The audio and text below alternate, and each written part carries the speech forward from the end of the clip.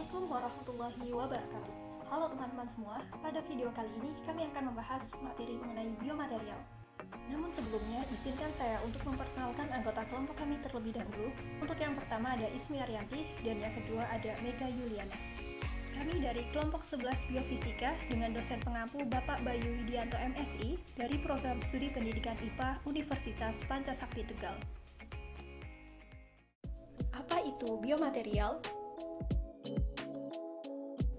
Biomaterial adalah material sintetis maupun yang berasal dari makhluk hidup yang dipakai untuk menggantikan bagian dari sistem hidup yang berhadapan dengan sistem biologis dengan tujuan mengobati, menambah, atau mengganti jaringan, organ, atau fungsi tubuh.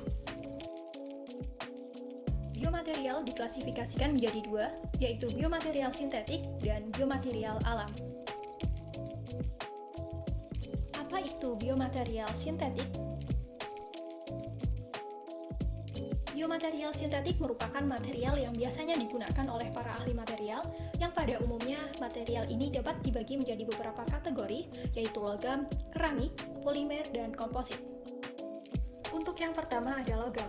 Logam merupakan material yang sangat banyak digunakan untuk implantasi, misalnya beberapa dari kebanyakan pembedahan ortopedi yang pada umumnya melibatkan implantasi dari material logam, mulai dari hal sederhana seperti kawat dan skrup untuk pelat yang bebas dari patah, sampai pada tulang sendi buatan, seperti misalnya untuk pangkal paha, lutut, dan lain sebagainya.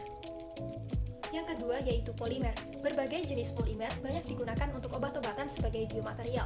Aplikasinya mulai dari wajah, muka buatan, sampai pada pipa tenggorokan, dari ginjal dan bagian hati, sampai pada komponen-komponen dari jantung, serta material untuk gigi buatan, hingga material untuk pangkal paha dan tulang sendi lutut.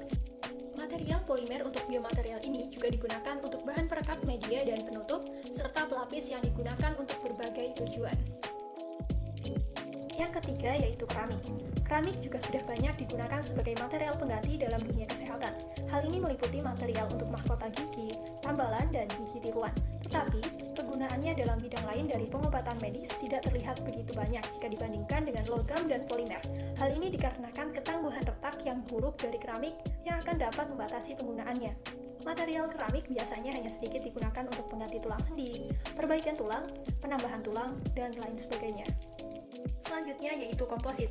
Komposit sangat cocok dan baik digunakan di bidang kedokteran, seperti misalnya oksid karbon-karbon dan komposit polimer yang dapat digunakan pada perbaikan tulang dan penggantian tulang sendi. Untuk selanjutnya, apa itu biomaterial alam? Biomaterial alam merupakan material yang diperoleh dari binatang maupun tumbuhan yang biasanya tidak memberikan adanya bahaya racun seperti yang dijumpai pada material sintetik.